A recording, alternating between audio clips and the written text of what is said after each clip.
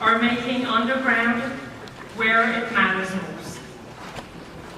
And now, his entire government, Minister Trudeau and her team, the academics, dealing with a sense of humor, we hope, towards social justice as rapidly as possible.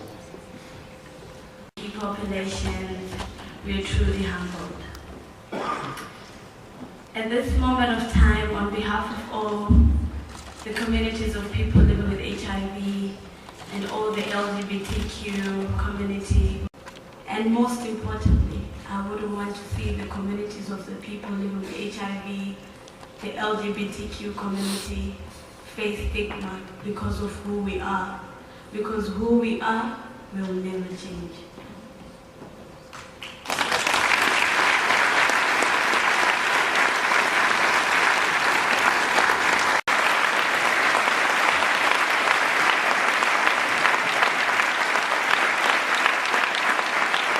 in our response to global health issues.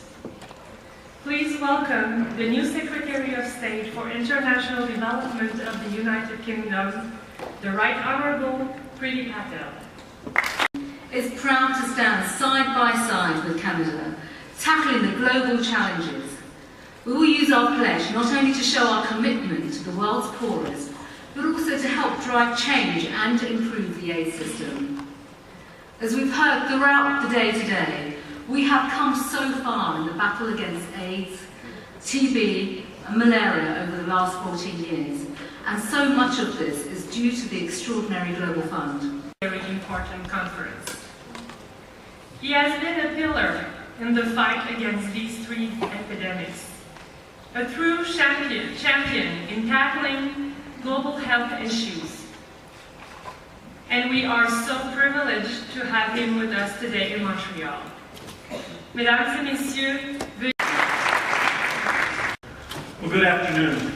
And it's so exciting to be here, and I want to thank Canada again for doing a great job with this, particularly the Prime Minister and Minister Trudeau.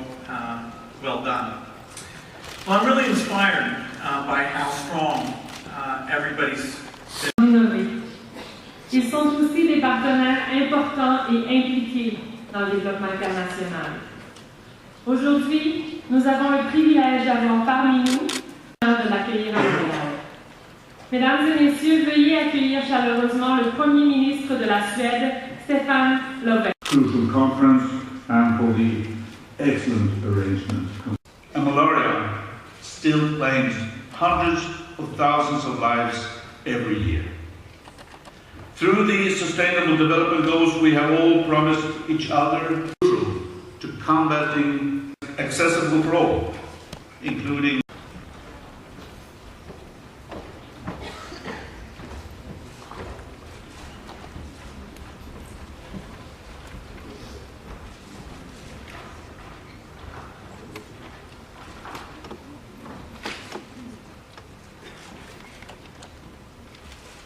Mesdames et messieurs, ladies and gentlemen, please welcome Mr. Bill Gates and the Prime Minister of Canada, the Right Honourable Justin Trudeau.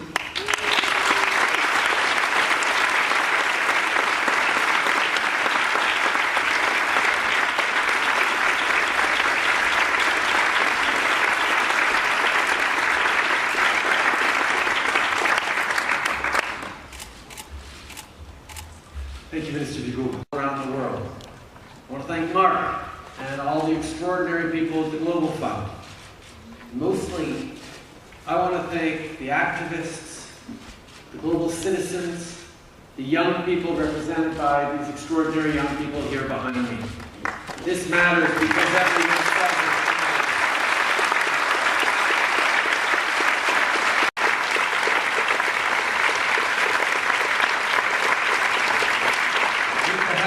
Civil society and of our empowered youth partners around the world, we will end it for good.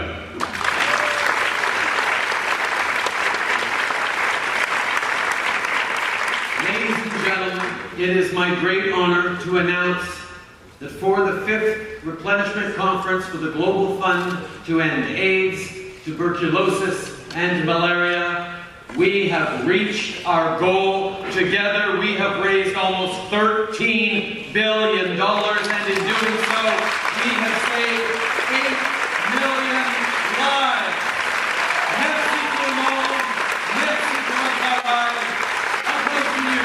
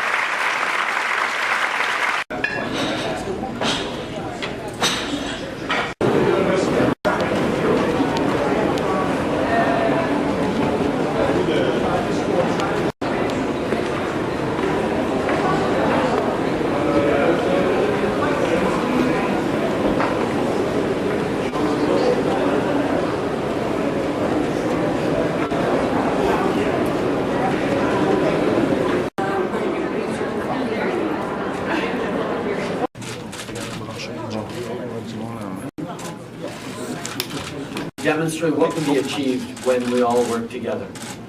People coming together, governments, from private sector, from citizens, civil society, activists, people, Bill Gates to Marie-Jo Bibeau, have all worked incredibly hard over the past months to reach this point where we can declare success, where we have saved the lives of 8 million people in the coming years by continuing the fight against malaria, AIDS, and tuberculosis. We will end it for good by 2030. And what we've achieved here in Montreal is a massive step towards that for the Global Fund, and I'm so pleased to see you all here today. Thanks.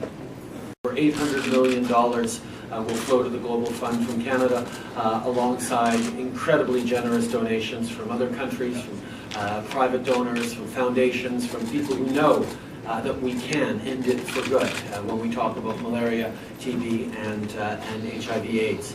The fact is, Canada continues to be extremely engaged and active in international development and health for the world's most vulnerable, and we will continue to be. And quite frankly, I expect our friends and allies around the world to keep encouraging each and every one of us, governments, private sector, activists, to continue to do more to make the world a better place, because that's exactly how I feel about it myself.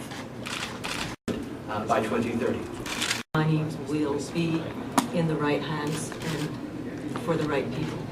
That's an excellent question, and it goes to the very heart of why we are so confident in the Global Fund and the work that we've been doing here to gather the necessary funds to save 8 million lives in the coming years. The fact is, the partners that the Global Fund works with, the governments that are engaged actively in making sure that every single effort is made to save lives and to eradicate these terrible diseases. This is what Canadians and indeed individuals from around the world expect, that when they are generous, that generosity will go as far as it possibly can.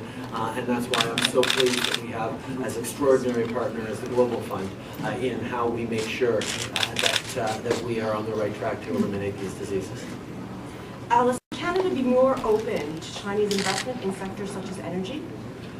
What we have demonstrated with our recent trip to China and with the welcoming of Premier Li in a week to come to Canada is that there is a tremendous potential for a stronger, more stable relationship with China than there has been for Canada in the past.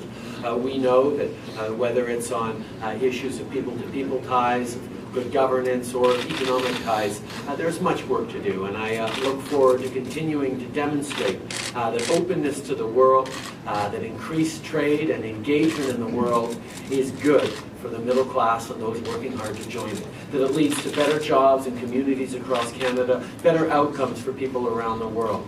Right now, the world is hearing too many narratives that are critical of trade and globalization, and preying on fear and anxieties. What Canada is just standing strongly to demonstrate is that we can create growth that's good for the middle class, opportunities that are good for our small and medium-sized businesses, and I look forward to continuing that conversation with Premier Lee and indeed with leaders from around the world as we engage with the world in the coming weeks, months, and indeed years. And if I can just have The same thing that is causing now, we see it in South America. And so understanding, is that because of dengue, or what is it? Why haven't we seen in Africa the same thing that we've seen in some island states in South America? We and others have a lot of epidemiologists working on that. And so there's good tracking. The mosquito that spreads Zika, the reason that there are now a lot of new tools that can help us deal with that is because that's the same mosquito that spreads yellow fever and dengue. And so in order to stop dengue, we and others invested a lot. So there's tools that will be deployed to bring down those 80s populations. And there's good work going on to create a new vaccine. It'll be easier to create a vaccine for Zika, it's clear now, than it is for HIV, although eventually we'll have both of those. On the world for global healthcare.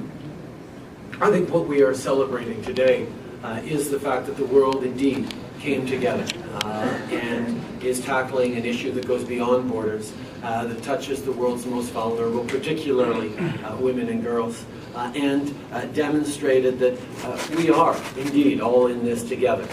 The tremendous leadership shown by private foundations like the Bill and Melinda Gates Foundation, by governments from around the world, and the strong leadership of Mark Dibo and the Global Fund really demonstrate that when there is a will to address the big challenges of the world, people will come together for it, and I think we all can be very, very proud of what everyone accomplished together today in Montreal.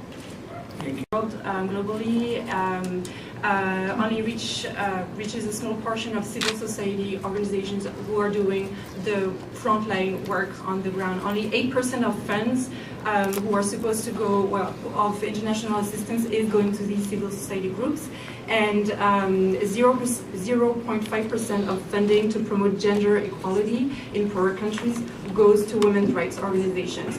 So how can Canada and other donor countries revert that trend, because these organizations are getting less and less money, and make sure that the organizations that are doing the bulk of the work get sufficient funding? Well, I think one of the most important things is to work with reliable partners, and the Global Fund has done an extraordinary job reaching out to the places that need the most help, and building up capacity with local organizations, coordinating with governments. And it's extremely important to highlight the number of African leaders and others who were here at this Global Fund conference to not just to thank everyone for their donations, but to participate as donors themselves, because it is a true partnership that we need if we're going to address these very, very real challenges. Yes, in the past there have been real difficulties in getting the full impact of the generous donations made around the world, and that's why with a stronger, robust oversight and good systems and great partners like the Global Fund, we are much more confident in our ability to actually save, for example, 8 million lives with what we've done with the Global Fund today.